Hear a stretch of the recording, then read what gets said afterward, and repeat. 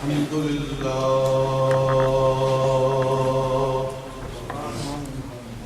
لله وكفى وسلام على عباده الذين اصطفى خصوصا على أفضل الأنبياء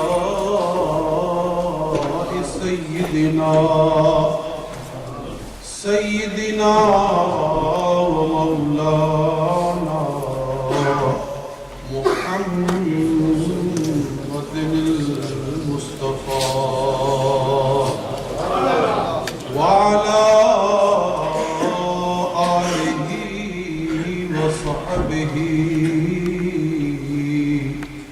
أولي الصدق والصفاء. أما بعد فأعوذ بالله من الشيطان الرجيم. بسم الله الرحمن الرحيم.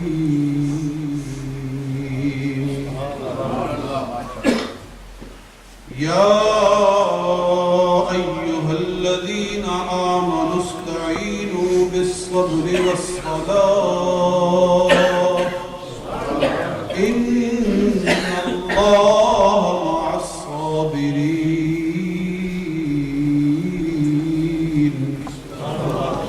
ولا تقولوا لمن يقتل في سبيل الله أموات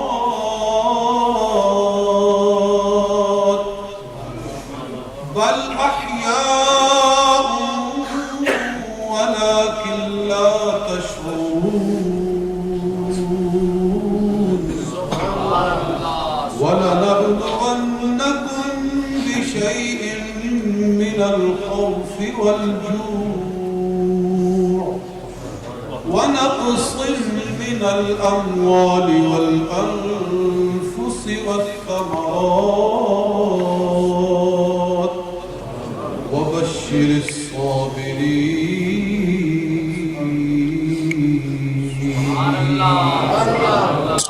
صدق الله العظيم. فقال الله تبارك وتعالى في كلامه إن الله وملائكته يصلون على النبي يا أيها الذين آمنوا صلوا عليه وسلموا تسليما.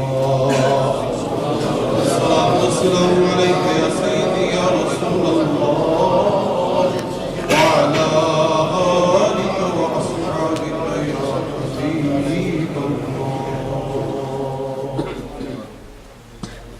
گفتگو شروع کرنے سے پہلے اگر میں سارے حضرات سے التجا کروں کہ آپ تھوڑا مزید قریب تشریف لے آئیں تو مجھے گفتگو کرنے میں کچھ آسانی ہوگی. اور ایک حدیث پاک بھی ہے اس کی مل جل کر بیٹھنے سے محبت میں اضافہ ہوتا ہے. تو اب انشاءاللہ میرا اور آپ کا جو ڈسٹینس کم ہو گیا ہے آپ زیادہ ایزیلی گفتگو ہو سکتے. میں مبارکباد دیتا ہوں سنی جمعیت عوام برطانیہ کو کہ انہوں نے انتہائی بابرکت اور انتہائی اہم موضوع پر حضرات کو جمع کیا ہے. مجھ جیسے گناہگاروں سے آکار انسان کو بھی حاضری کا موقع عطا فرمایا ہے. اور یہ سارا پروگرام شیر اہل سنت مناظر اسلام شرح الحدیث و تفسیر سادات حضرت علامہ مولانا سید محمد عرفان مشہدی موسوی دامت برکاتہ القدسیہ کے حکم کے مطابق اور ان کے زیر سایہ اور ان کے زیر انتظام انعقاد پذیر ہے. اور ان کی غیر موجودگی کے باوجود سنی جمعیت عوام نے اپنی حرارت ایمانی کا ثبوت دیا ہے اور اس پروگرام کا انعقاد کیا ہے. اللہ تعالیٰ ان نوجوانوں بزرگوں کو جو سنی دین کے عوام کے پلیٹ فارم سے دین متین کی مسلک رسول و جماعت کی خدمت کر رہے ہیں، اللہ تعالیٰ ان کے حوصلوں کو اور بلند فرمائے اور بڑھ چڑھ کر دین کی خدمت کا انہیں جذبہ اور حوصلہ عطا فرمائے۔ میں کوئی بہت زیادہ آپ کا وقت نہیں لینے والا، آپ بہت دیر سے بیٹھے ہوئے ہیں، غالباً مغرب کی نماز سے یہ پروگرام شروع ہوا، تو صبر کا بہت زیادہ امتحان لینا چاہیے۔ میں 40 منٹ 45 منٹ اس کے اندر ہی کوشش کروں گا کہ اپنے مضمون کو مختصر کر دوں گا۔ اگر آپ کا ذوق ساتھ دے گا تو شاید کچھ 5-10 منٹ اوپر بھی چلے جائیں، لیکن اس سے زیادہ انشاءاللہ نہیں آنے کی کوشش کروں گا۔ آج کا میرا موضوع جو میں نے منتخب کیا ہے گفتگو کے لیے وہ یہ ہے کہ حضرت امام علی مقام سید الشہداء امام حسین رضی اللہ تعالیٰ عنہ کی یاد کیسے منانی چاہیے۔ ایک ہم یاد منا رہے ہیں آپ کی کہ اللہ کے گھر میں جمع ہوئے ہیں، با جماعت نماز ادا کی ہے، اللہ کا قرآن سنا ہے، اہل بیت اطہار کے فضائل و مناقب سن رہے ہیں، قرآن بیان کیا جا رہا ہے، سرکار کا فرمان بیان کیا جا رہا ہے، اور اہل بیت اطہار کی قربانیاں اور دین کے لیے ان کا ایثار اور ان کے لیے اللہ کے حبیب نے جو فضائل بیان فرمائے ہیں، ان سب چیزوں کا تذکرہ ہو رہا ہے۔ اللہ بھی راضی ہو رہا ہے، اس کا مصطفیٰ بھی راضی ہو رہا ہے، اور اس میں شک ہی کوئی نہیں کہ جس کی اولاد کا ذکر کیا جائے اولاد والا خوش ہوتا ہے۔ میرا بیٹا اگر کچھ بھی نہ جانتا ہو، کوئی اس کے اندر کمال نہ ہو، بالفرض اگر کوئی اس کی تعریف کرے چاہے غلطی کرے تو پھر بھی ایک انسانی طبیعت ہے کہ میں کہوں گا کم از کم میرے بچے کا اس نے نام تو اچھے طریقے سے لیا ہے، میری اولاد کو اس نے ان کی حوصلہ افزائی کی ہے۔ یعنی کسی کی اولاد کا ذکر کیا جائے اچھائی کے ساتھ تو اولاد والا خوش ہوتا ہے، ٹھیک ہے کہ نہیں؟ تو آج ہم ذکر کر رہے ہیں اللہ کے حبیب کی اولاد،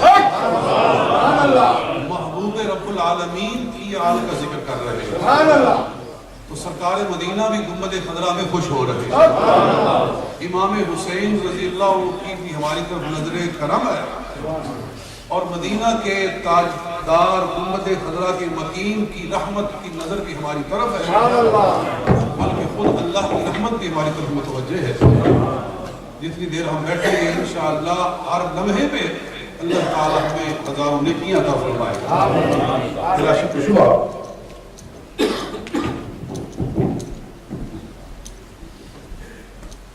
اور ایک دوسری قوم ہے وہ امام حسین کی یاد اس طرح مناتی ہے کہ وہ اپنا سینہ پھوٹتے ہیں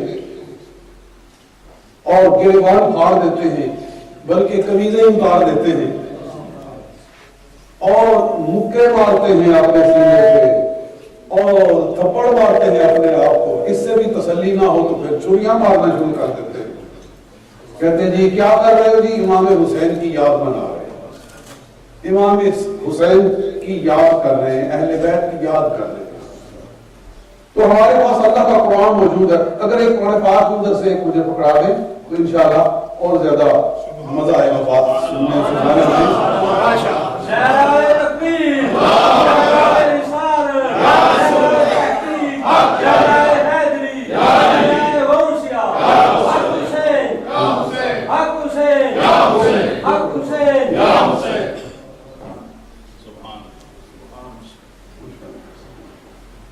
میں قرآن پاک کے چند مقامات، قرآن پاک میں سے چند چمکتے موتی آپ کے سامنے رکھنا چاہتا ہوں کہ اہل بیت اطہار کی یاد کیسے منانی چاہیے، کس طرح ان کو یاد کرنا چاہیے، اور یہ جو پٹا پٹی کرتے ہیں اس کی دین کے اندر کیا حیثیت ہے، اسلام اس کے بارے میں کیا کہتا ہے، قرآن اس بارے میں کیا کہتا ہے۔ رب العالمین نے ارشاد فرمایا، یہ پہلے دوسرا سپارہ ابھی میں نے جو آیت پڑھی تھی اس کے تھوڑی دیر آگے چل کر 2 آیتوں کے بعد یہ آیت آ جاتی ہے. اللہ تعالیٰ ارشاد فرماتا ہے وَلَا تَقُولُوا لِمَن يُقْتَلُ فِي سَبِيلِ اللَّهِ أَمْوَاتٌ بَلْ أَحْيَاءٌ وَلَكِنْ لَا تَشْعُرُونَ.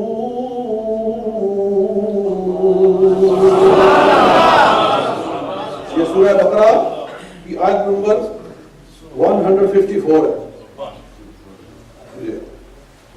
فرمایا ہوا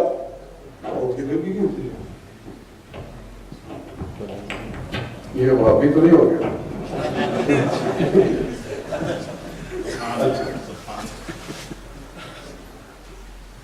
اللہ تعالیٰ ارشاد فرماتا ہے وَلَا تَقُولُوا لِمَن يُقْتَلُ فِي سَبِيلِ اللَّهِ أَمْوَاتٌ جو اللہ کی راہ میں قتل کر دیے جائے شہید کر دیے جائے انہیں مردہ مت کہو.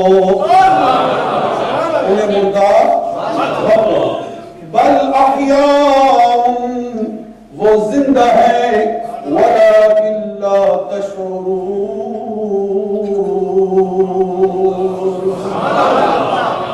مگر تمہیں ان کی زندگی کا شعور نہیں ہے. یہاں فرمایا اللہ تعالیٰ نے کہ شہیدوں کو مردہ نہ کہو. شہیدوں کو مردہ نہ کہو. آگے 4 سپارے میں احکم الحاکمین اسی بات کو اور زیادہ تفصیل سے بلکہ اس سے آگے ایک قدم بڑھ کر ارشاد فرماتا ہے. ارشاد فرمایا اللہ تعالیٰ نے وَلَا تَحْسَبَنَّ الَّذِينَ قُتِلُوا فِي سَبِيلِ اللَّهِ أَمْوَاتًا بَلْ أَحْيَاءٌ عِندَ رَبِّهِمْ يُرْزَقُونَ.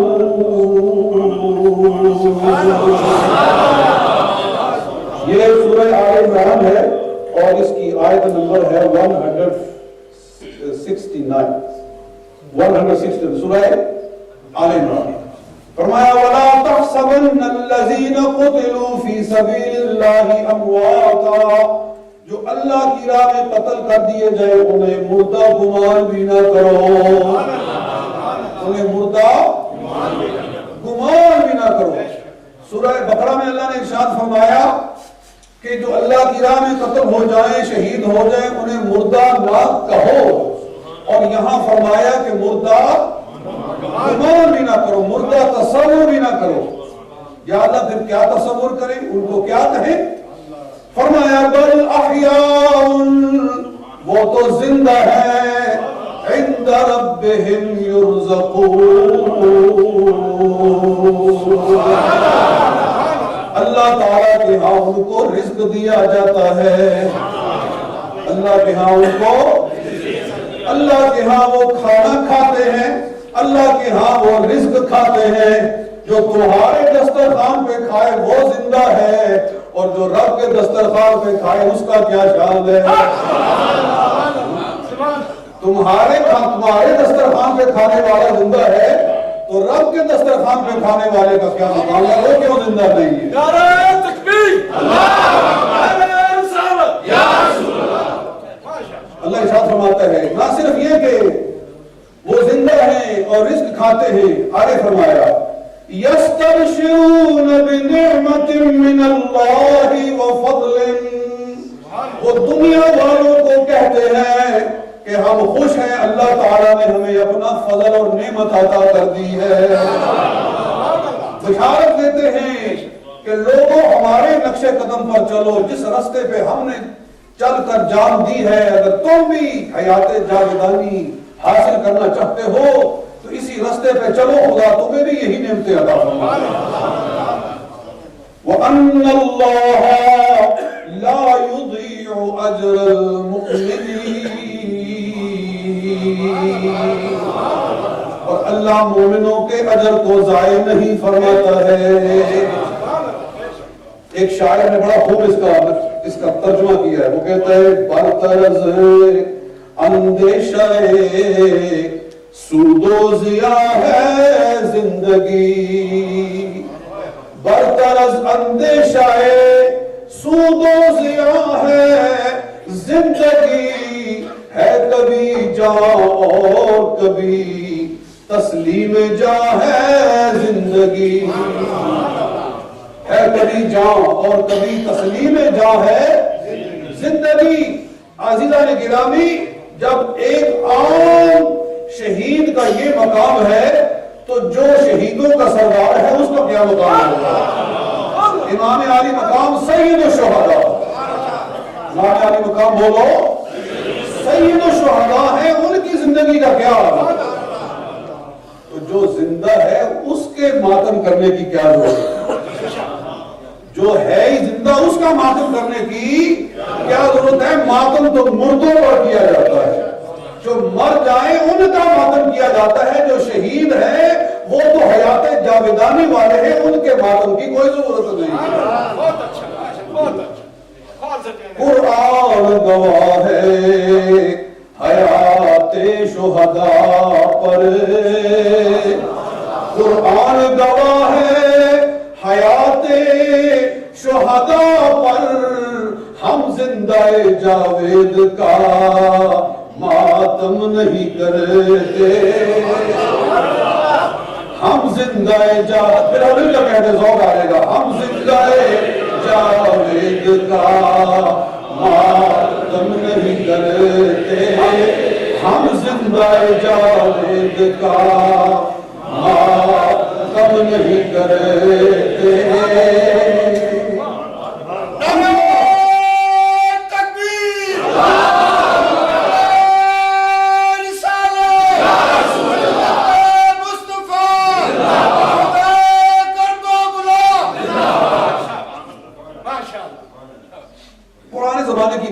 جب پاکستان نہیں بنا تھا اس وقت ٹیلی فون وغیرہ نہیں ہوتے تھے، تو پاکستان سے یہ برٹش آرمی نوجوانوں کو زبردستی بھرتی کر کے لے آتی تھی، اور ورلڈ وار ہو رہی تھی، کبھی ان کو جاپان لے جاتے تھے، کبھی ان کو کہاں لے جاتے تھے، پرانے بوڑھے لوگوں کو یہ سارے واقعات یاد ہیں۔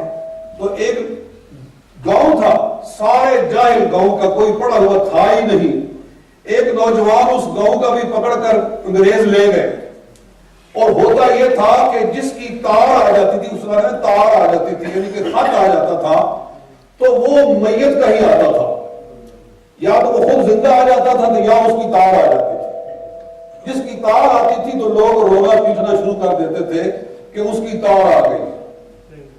تو کیا ہوا کہ ایک نوجوان پکڑ کے لے گئے، 2 مہینے کے بعد 3 مہینے کے بعد اس کی تار آ گئی، کوئی تار کو پڑھنے والا ہی نہیں ہے، کسی کو پتہ ہی نہیں تار میں کیا لکھا ہوا ہے، سب نے رونا پیٹنا شروع کر دی۔ ایک پڑھا لکھا آدمی وہاں سے گزرا، اس نے کہا کیوں رو رہے؟ کہنے لگے ہمارے بیٹے کی تار آ گئی ہے، کیا کرے تار آ گئی ہے، مر گئے کہ بیٹے کی بیٹ گیا تھا تو اس کی تار آ گئی۔ اس نے کہا تار میں پڑھوں تو صحیح، اس میں لکھا گیا ہے، تار کا پتہ تو چلے تار میں کیا لکھا ہوا ہے۔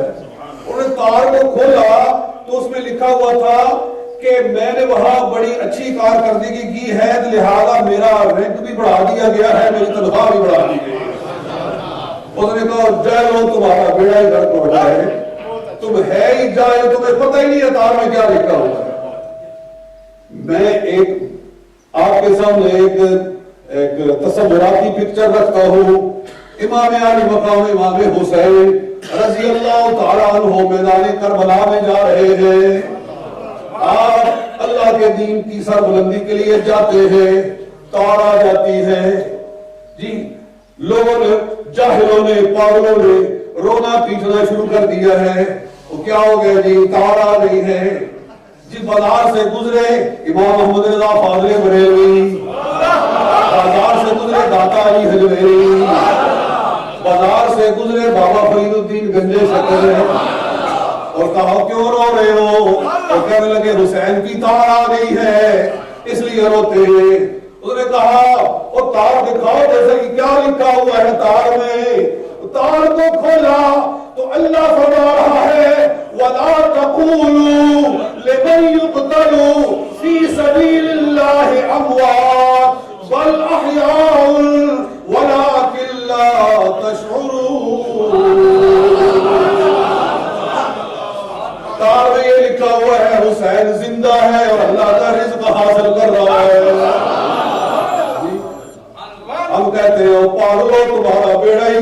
جائے. جاہلوں تمہیں پتہ ہی نہیں ہے تار میں کیا لکھا ہوا ہے. اس لیے ہم کہتے ہیں قرآن گواہ ہے حیات شہداء کا. قرآن گواہ ہے حیات شہداء کا. ہم زندہ جاوید کا ماتم نہیں کرے. امام علی مقام انہیں مردہ سمجھتے ہو؟ وہ مردہ نہیں ہے، وہ تو زندوں کے بھی سردار ہے. ہماری زندگیاں ان کی زندگی پر قربان ہے. کیا خوب کہا کسی نے کہ دشت بلا کو عرش کا زینہ بنا دیا. دشت بلا کو عرش کا زینہ بنا دیا. جنگل کو مصطفیٰ کا مدینہ بنا دیا. اگر لوگ ساتھ دے تو میں ساتھ مل کر پڑھیں اور پانی کا اگر وہ تھوڑا سا یہ ساتھ رکھتے تو میری مدد ہو جاتی تھوڑی سی. کہ کہا کہ دشت بلا کو عرش کا زینہ بنا دیا. جنگل کو مصطفیٰ کا مدینہ بنا دیا.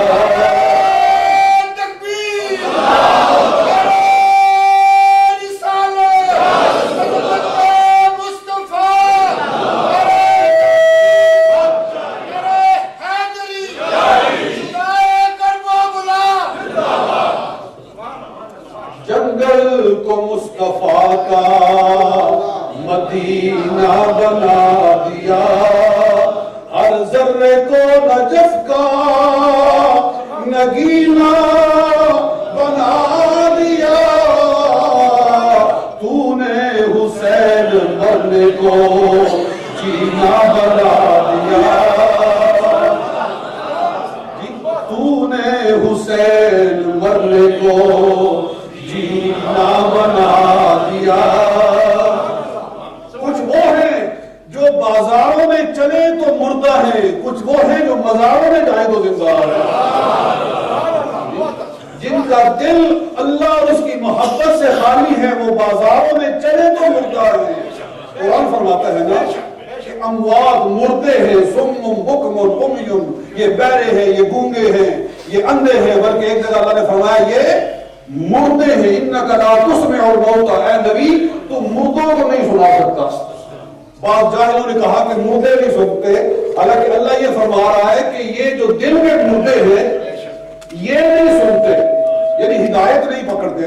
اس آیت کا معنی تو یہ ہے، اللہ فرما رہا ہے جو کفار ہے جن کا دل عشق سے خالی ہے وہ اس زمین پہ رہ کر بازاروں میں چل کر بھی مردے ہیں، اور وہ جن کا دل عشق سے زندہ ہے خدا فرما رہا ہے وہ مزاروں میں جا کر بھی زندہ ہے.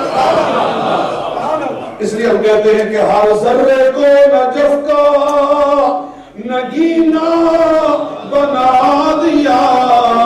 تو نے حسین مرنے کو جینا بنا دیا. تو نے حسین مرنے کو جینا بنا دیا. تو معلوم ہوا جو زندہ ہے اس کا ماتم نہیں کیا جاتا، ماتم مردوں کو کیا جاتا ہے. اگر حسین کو مردہ سمجھتے ہو تو پھر ماتم کرو، تو پھر قرآن کو ایک سائیڈ پہ رکھ دو، پھر جو مرضی کرتے پھرو. اور اگر قرآن کو ماننا ہے تو پھر حسین کا ماتم نہیں کیا جائے گا بلکہ حسین کا ذکر خیر کیا جائے گا. وہ کہتے ہیں ہائے حسین اور ہم کہتے ہیں واہ حسین. یہ فرق ہے اور ان میں، ہم میں اور ان میں. وہ کیا کہتے ہیں ہائے حسین اور ہم کیا کہتے ہیں واہ حسین. وہ ہائے حسین کہہ کے مردہ سمجھتے ہیں، ہم واہ حسین کہہ کے ان کو زندہ سمجھتے ہیں. یہ سیدھی سادی بات ہے. یہاں ایک سوال بھی ہے میرے ذہن میں آ رہا ہے. ایک جگہ میں بیان کیا تو شیعہ لوگوں کی طرف سے یہ سوال آیا، اچھا مطلب یہ ہے کہ ہم ان کا ماتم کرتے ہیں تو اس لیے وہ مردہ ہے، تو تم ان کا ختم پڑھتے ہو تو ختم وہ مردوں کا نہیں پڑھا جاتا. تم ان کے لیے اصالِ ثواب کرتے ہو، تم ان کے لیے اصالِ ثواب کرتے ہو، تو اصالِ ثواب بھی تو مردوں کے لیے ہوتا ہے جی۔ تو سنیے اس کا جواب یہ ہے، اصالِ ثواب کا مطلب ہوتا ہے ثواب پہنچانا۔ اصالِ ثواب کا معنی کیا ہے؟ ثواب پہنچانا۔ یعنی ایک چیز مثلا میری ہے، یہ میرے پاس ایک کپڑا ہے، یہ میرا ہے، میں چاہوں تو آپ کو دے سکتا ہوں۔ اسی طرح میں نے قرآن پڑھا، اللہ نے مجھے ثواب عطا فرمایا، وہ ثواب میں جس کو چاہوں دے سکتا ہوں، میں فوت شدہ کو بھی دے سکتا ہوں، میں زندہ کو بھی دے سکتا ہوں۔ ثواب مردوں کو بھی دیا جا سکتا ہے، ثواب زندوں کو بھی دیا جا سکتا ہے۔ اگر نہیں مانتے ہو تو حج بدل کو مانتے ہو کہ نہیں مانتے؟ حج بدل کو مانتے ہو کہ نہیں مانتے؟ حج بدل کیا ہے کہ نیکی ایک نیکی ہے، ثواب اس نے دوسرے کو دیا ہے۔ یہ حج بدل ہی ہوتا ہے نا کہ میں بیمار ہوں، میں حج پر نہیں جا سکتا، تو میری طرف سے تو حج کر۔ تو اس نے اس کی طرف سے حج کیا، طواف اس نے کیا، سعی اس نے کی، کنکریاں اس نے ماری، عرفات منا مزدلفہ ہو گیا، ساری تکلیف اس نے اٹھائی، اور ثواب اس کو مل گیا جس نے اس کو بھیجا تھا۔ جی معلوم ہوا کہ ثواب تو زندے بھی زندہ کو دے سکتے ہیں، یہ تمہاری کوئی دلیل نہیں ہے۔ ہاں ماتم صرف اور صرف مردوں کا کیا، یہ بات ہے میرے۔ تو ایک اور جگہ چلے پرانے پاک میں سے کہ ماتم کی کیا حقیقت، ماتم کرنا چاہیے کہ نہیں کرنا چاہیے۔ تو عزیزان گرامی، اللہ تعالیٰ ارشاد فرماتا ہے، دوسرا سپارہ، فرمایا وَلَنَبْلُوَنَّكُمْ بِشَيْءٍ مِّنَ الْخَوْفِ وَالْجُوعِ وَنَقْصٍ مِّنَ الْأَمْوَالِ وَالْأَنفُسِ وَالثَّمَرَاتِ وَبَشِّرِ الصَّابِرِينَ۔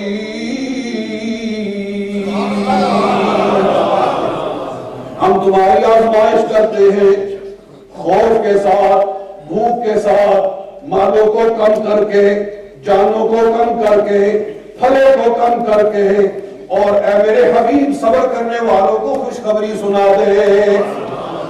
کون صبر کرنے والے؟ ان کی کیا ڈیفینیشن ہے؟ فرمایا الذین اذا اصابتهم مصیبہ قالوا انا للہ وَإِنَّا إِلَيْهِ رَاجِعُونَ۔ آپ قرآن سن کر ذوق سے کہہ دیں سبحان اللہ۔ یہ قرآن کا احترام ہے، یہ قرآن کی تعظیم ہے کہ قرآن پڑھا جائے تو سننے والے سن کر ذوق سے محبت سے کیا کہیں؟ قرآن کی تعظیم کرنی چاہیے کہ نہیں کرنی چاہیے؟ قرآن کے احترام کا حق ادا کرنا چاہیے کہ نہیں کرنا چاہیے؟ میں آپ سامنے قرآن پڑھ رہا ہوں، آپ بیشک کوئی نعرہ نہ لگائیں، لیکن آپ اگر قرآن سن کر سبحان اللہ کہہ دیں گے تو انشاءاللہ میرا بھی ایمان تازہ ہوگا، آپ کا بھی ایمان تازہ ہوگا۔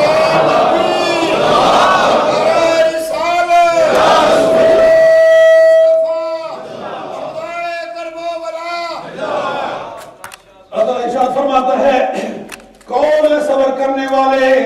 فرمایا اذا اصابتهم مصیبت، جب ان پر کوئی مصیبت آتی ہے، قالوا تو وہ کہتے ہیں انا للہ وانا الیہ راجعون۔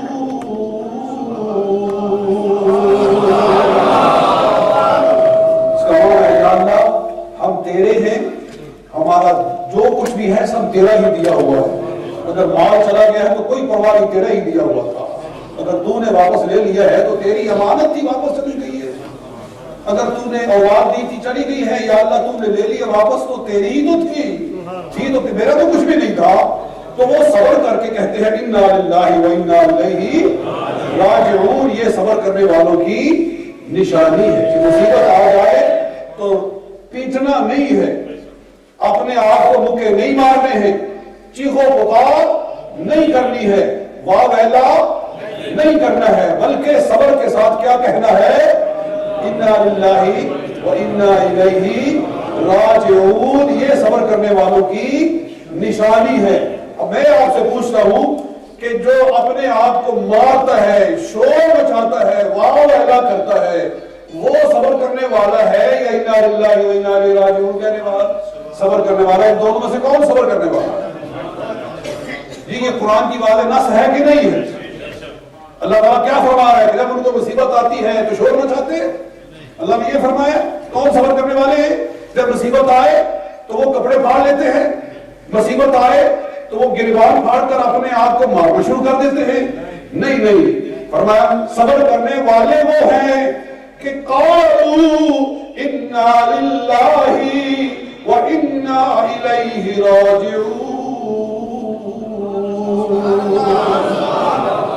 فرمایا اولئک علیہم صلوات من ربہم ورحمہ، ان پر ان کے رب کی طرف سے درود نازل ہوتا ہے، ورحمہ اور رحمت نازل ہوتی ہے، وَأُولَئِكَ هُمُ الْمُهْتَدُونَ،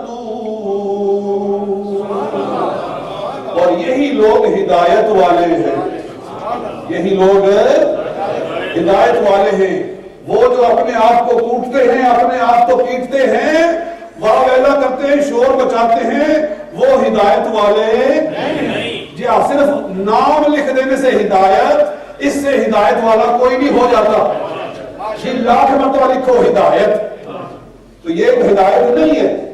گندگی کے اوپر لکھ دو، گندگی کے ڈھیر کے اوپر لکھ دو کستوری، تو وہ کستوری بن جائے گی؟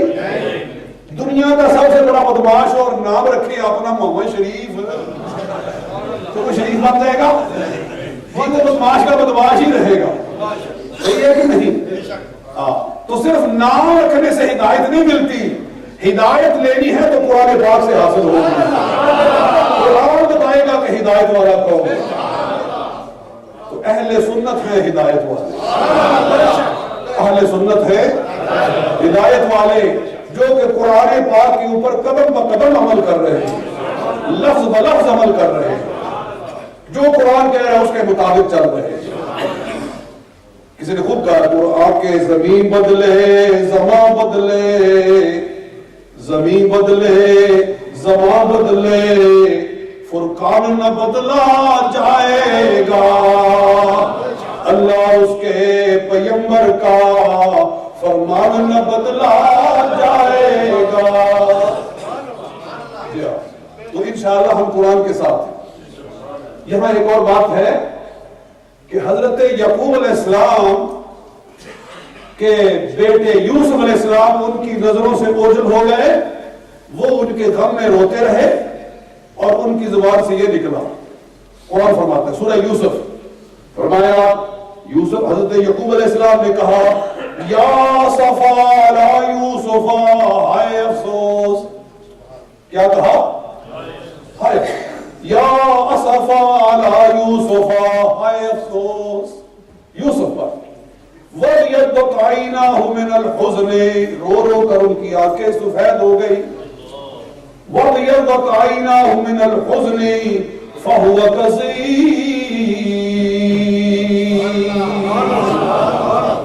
وہ اندر ہی اندر اپنا غم کھا رہے۔ جی اب سوال ہوا اللہ کے پیغمبر نے ہائے افسوس کیوں کہا؟ وہ پیغمبر اللہ کا اور کہے ہائے افسوس، تو اس کا جواب حضرت امام جعفر صادق دیتے ہیں۔ جی میں شیعوں کی کتاب سے پیش کرتا ہوں تاکہ مسئلہ ہی حل ہو جائے کہ ہائے افسوس کہنا چاہیے کہ نہیں کہنا چاہیے۔ تو یہ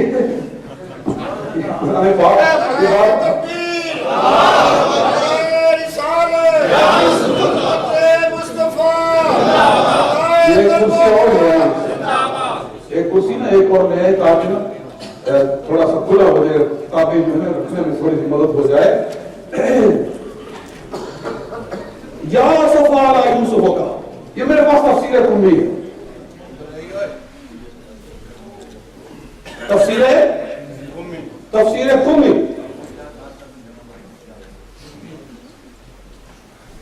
یہ تفسیر کمی کا لکھنے والا وہ شخص ہے جو اصول کافی کے مصنف کا استاد ہے، یعنی ملا محمد بن یعقوب کلینی جو کہ اصول کافی کا مصنف ہے، اور سمجھتے ہیں کہ قرآن کے بعد سب سے معتبر کتاب ان کے نزدیک اصول کافی ہے۔ یہ اصول کافی کے لکھنے والے کا بھی گرو ہے، اس کا بھی گرو، اس کا بھی استاد ہے۔ جی تو اس سے اندازہ ہو سکتا ہے کہ یہ آدمی ان کے نزدیک کتنا اتھینٹک ہے، کتنا معتبر ہے، کتنا مستند ہے۔ یہ جواب دے رہا ہے کہ ہائے افسوس کیوں کہا یعقوب علیہ السلام نے؟ وہ کہتا ہے سئل عبداللہ علیہ السلام، پوچھا گیا امام جعفر صادق سے، ما بلغ حزن یعقوب علی یوسف، کہ یوسف پر یعقوب علیہ السلام کا دکھ کتنا تھا؟ کہا حزن 70 ثقلا باولادہا، اتنا تھا کہ 70 مائیں جن کے بیٹے گم ہو جائیں اتنا دکھ اکٹھا کیا جائے تو اتنا دکھ اکیلا یعقوب علیہ السلام کا تھا۔ یہ حضرت امام جعفر صادق ارشاد فرمایا، یہ کتاب ہے تفسیر قمی اور صفحہ نمبر اس کا 347 347۔ وہ کہتا ہے کہ وقال یعقوب لم یعرف الاسترجاع وإلا لما قال واصف على یوسف، انہوں نے ہائے افسوس اس لیے کہا کہ انا للہ و انا الیہ راجعون کا جملہ اللہ نے صرف امت مصطفیٰ کو دیا ہے۔ یہ جملہ انا للہ و انا الیہ راجعون کا صرف غلامان مصطفیٰ کو عطا فرمایا، پہلی امتوں کو یہ جملہ عطا ہی نہیں کیا گیا تھا۔ کہتے ہیں کہ لو لم یعرف الاسترجاع، استرجاع ان کو دیا ہی نہیں گیا تھا، انا للہ و انا الیہ راجعون کہنا ان کو دیا ہی نہیں گیا تھا۔ وَإِلَّا لَمَا قَالَ وَاصَفَ عَلَى یوسف، اگر ان کے پاس انا للہ و انا الیہ راجعون ہوتا تو کبھی ہائے یوسف کہتے ہی۔ جی معلوم ہوا اس امت کے لیے ہائے کہنا بھی جائز نہیں ہے، اس امت کے لیے ہائے افسوس کہنا بھی جائز نہیں ہے۔ انہوں نے اس لیے کہا تھا کہ ان کو انا للہ و انا الیہ راجعون دیا بھی گیا تھا، اس امت کو شکر کرنا چاہیے، اللہ نے ان کو ہائے افسوس کہنے کی بجائے انہیں اپنا ذکر عطا فرمایا۔ انا للہ و انا الیہ راجعون اللہ کا ذکر ہے کہ نہیں؟ مومن ہر حال میں اللہ کا ذکر کرتا ہے۔ مومن کو نعمت مل جائے تو کہتا ہے الحمدللہ، جی مومن کسی چیز کی تعریف کرے تو کہتا ہے ماشاءاللہ، جی مومن جو ہے اس سے حال پوچھا جائے حال کیا ہے تو کیا کہتا ہے الحمدللہ، جی اب مومن اگر کسی کا شکریہ ادا کرنا چاہے تو کہتا ہے جزاک اللہ، اور مومن پریشان ہو جائے تو پھر بھی اللہ کا ہی ذکر کرتا ہے اور کہتا ہے انا للہ و انا الیہ راجعون، گویا مومن ہر حال میں اللہ ہی کا ذکر کرتا ہے۔ اقبال نے کیا خوب کہا ہے، یہ نغمہ فصل گلولا لگا نہیں پابند، یہ نغمہ فصل گلولا لگا نہیں پابند، بہار ہو کے خزاں لا الہ الا اللہ، بہار ہو کے خزاں لا الہ الا اللہ۔ مومن ہر حال میں اللہ ہی کا ذکر کرتا ہے، اللہ ہی اللہ کہتا چلا جاتا ہے۔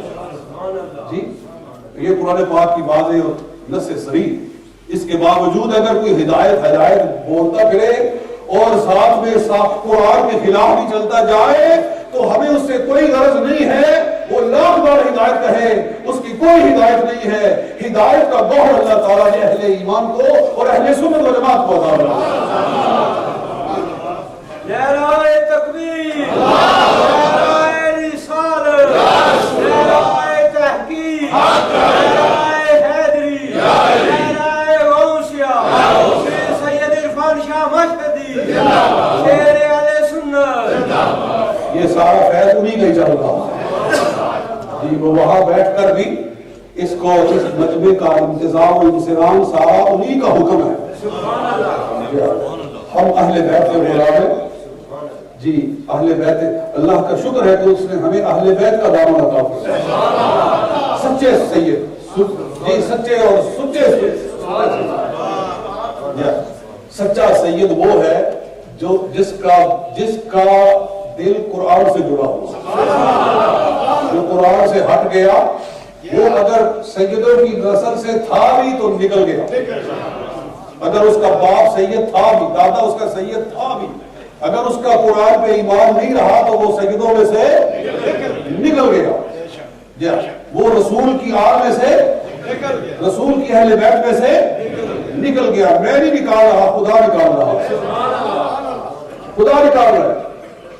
حضرت نوح علیہ السلام جب بیٹا ڈوب گیا کافروں کے ساتھ تو پریشان ہو کر عرض کیا کہ رب ان ابنی من اہلی, یا اللہ میرا بیٹا میرے اہل بیت میں سے تھا.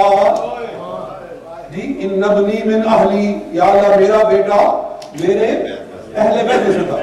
اللہ نے کیا فرمایا, انہو لیس من اہلک, وہ تیرے رستے سے ہٹ گیا ہے, تیرے اہل بیت سے نکل گیا ہے, تیرے اہل بیت سے نکل گیا ہے. سدا بیٹا ہو, نبی کا عقیدہ چھوڑ دے, نبی والا رشتہ چھوڑ دے, نبی والا وہ عقیدہ چھوڑ دے, نبی کا رستہ چھوڑ دے. خدا فرماتا ہے نبی کے خاندان سے نکل گیا ہے. تو 14 صدیوں کے بعد آ کر صحابہ کرام کو گالیاں دیتا پھرے اور کہے میں سید ہوں, اس کا سادات سے کوئی تعلق نہیں ہے. سید وہ ہے جس نے قرآن کا جھنڈا اٹھایا, وہی سید. اس لیے حضور نے فرمایا روز قیامت میری اہل بیت اور میرا قرآن, میری کتاب اور میرے اہل بیت دونوں اکٹھے میرے پاس ہیں. لن یفترقا ترکت فیکم الثقلین, میں تمہارے اندر 2 بڑی قیمتی چیزیں چھوڑ رہا ہوں, ایک خدا کا قرآن اور ایک اپنی اہل بیت. ولن یفترقا, اور یہ ایک دوسرے سے جدا نہیں ہوں گے. جو میرے اہل بیت ہیں وہ کبھی قرآن سے جدا نہیں ہوں. حتیٰ یردا علی الحوضہ, حتیٰ کہ روز کوثر, روز قیامت حوض کوثر پر میرے پاس آئیں گے تو دونوں نے ایک دوسرے کے ہاتھ میں ہاتھ ڈالا ہوگا. قرآن اور اہل بیت تو وہی اہل بیت ہیں جو قرآن سے واپس آئے. اور یہ بات ویسے ایک جملہ متنازع کے طور پر آ گئی ہے. عرض میں یہ کر رہا تھا کہ میں قرآن پاک کی چند موتی آپ کے سامنے رکھ رہا تھا کہ یہ ماتم, یہ پٹا پٹی یہ کرنا چاہیے کہ نہیں کرنا چاہیے. قرآن اس بارے میں کیا کہتا ہے, قرآن اس کے بارے میں قرآن کی روشنی کیا ہے. ایک اور جگہ میں قرآن پاک سے آپ کو لے چلتا ہوں. میرے پاس ہے سورہ ممتحنہ. کون سی سورہ ممتحنہ, 28واں سپارہ.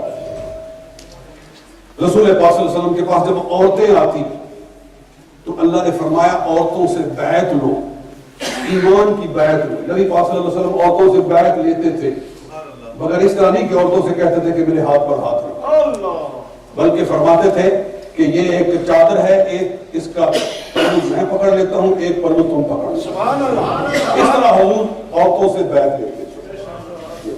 آج یہاں جاہل قسم کے پیر ایسے بھی ہے, بے حیا قسم کے, جی وہ عورتوں سے اس طرح ہاتھوں میں ہاتھ ڈال کر بیعت لیتے ہیں. تو بیعت لی, اللہ تعالیٰ اس بیعت کا ذکر فرماتا. اللہ تعالیٰ ارشاد فرماتا ہے یا ایھا النبی, اے نبی اکرم صلی اللہ علیہ وسلم, اذا جاءک المؤمنات, جب ایمان والی عورتیں آپ کے پاس آئے, یبایعنک علی اللہ یشرکن باللہ, آپ ان سے بیعت لے اس بات کی کہ آئندہ وہ اللہ کے ساتھ شرک نہیں کرے گی, ولا یسرقنا, چوری نہیں کرے گی, ولا یزنین, بدکاری نہیں کرے گی, ولا یقتلن اولادہن, اپنی اولاد کو قتل نہیں کرے گی. اس دور میں بچیوں کو پیدا ہوتے ہی گھر والے مار دیتے تھے, قتل کر دیتے تھے. کہا لا یقتلن اولادہن, اپنی اولاد کو قتل نہیں کرے گی. ولا یأتین ببہتان یفترینہ بین ایدیہن وارجلہن, وہ بہتان بازی نہیں کرے گی, ایک دوسرے پر جھوٹا بہتان نہیں رکھے گی. ولا یعصینک فی معروف, اور کوئی بھلائی کا کام ترک نہیں کرے گی, بھلائی کا کام ترک نہیں کرے گی. اس بات کی آپ ان سے بیعت لے تو یہ بیعت کریں تو سمجھیں کہ وہ پکی ایمان والی ہو گئی. اچھا باقی ساری باتیں تو واضح ہے کہ بدکاری نہیں کرے گی, چوری نہیں کرے گی, اور بہتان نہیں باندھے گی, اور اللہ سے شرک نہیں کرے گی. یہ ساری چیزیں تو ان کا معنی واضح ہے. اس کا کیا مطلب ہے کہ بلائی ترک نہیں کرے گی. اس بلائی کا کیا مطلب ہے تو آؤ سنو. اس بلائی کا معنی بھی امام جعفر صادق سے سنتے ہیں. امام جعفر صادق سے پوچھا گیا کہ اس بلائی کا کیا مطلب ہے, کون اس کی بلائی ترک نہیں کرے گی. جی تو یہ میرے پاس فروع کافی ہے, فروع کافی.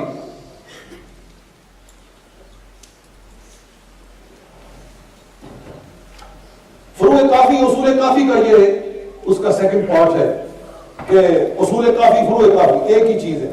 بس جو اصولیات اصول میں ہے اور فروعیات فروع میں. اس کے اندر وہ کہتے ہیں کہ امام جعفر صادق رضی اللہ تعالیٰ عنہ آپ سے پوچھا گیا کہ کیا ہے معروف. تو بات لمبی ہو رہی ہے، میرا خیال میں نے کہا تھا میں 40 منٹ تک چلوں گا. کتنا ہو گیا جی؟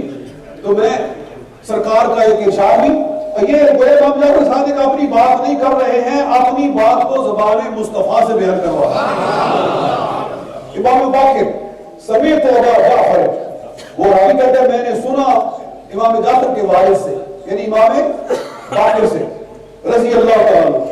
فرماتے ہیں تدرون ما قوله تعالی ولا یعصینک فی معروف، کہ اے امام مجھے بتائیے لا یعصینک فی معروف کا کیا معنی ہے؟ کہ بھلائی کا کام ترک نہیں کرے گی، عورتوں سے یہ بیعت لی جائے، اس کا کیا معنی ہے؟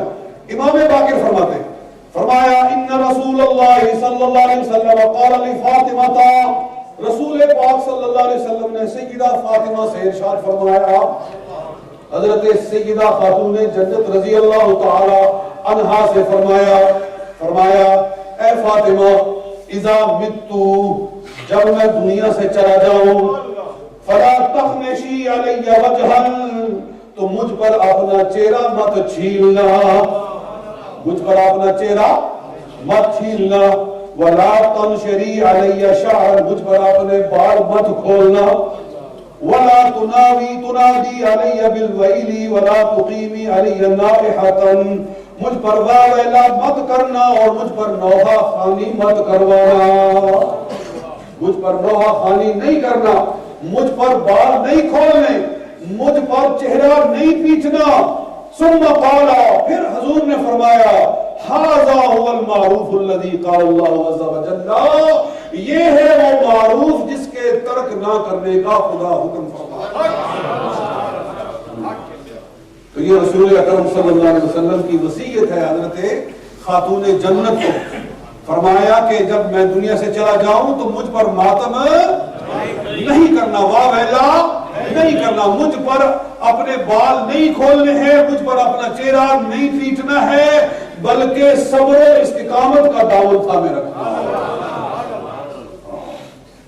اور یہی وصیت امام حسین رضی اللہ تعالی عنہ نے اپنی شہادت سے چند لمحے پہلے اپنی بہن سیدہ زینب کربلا کے اندر امام حسین رضی اللہ تعالی عنہ کے صبر کا کیا عالم ہے.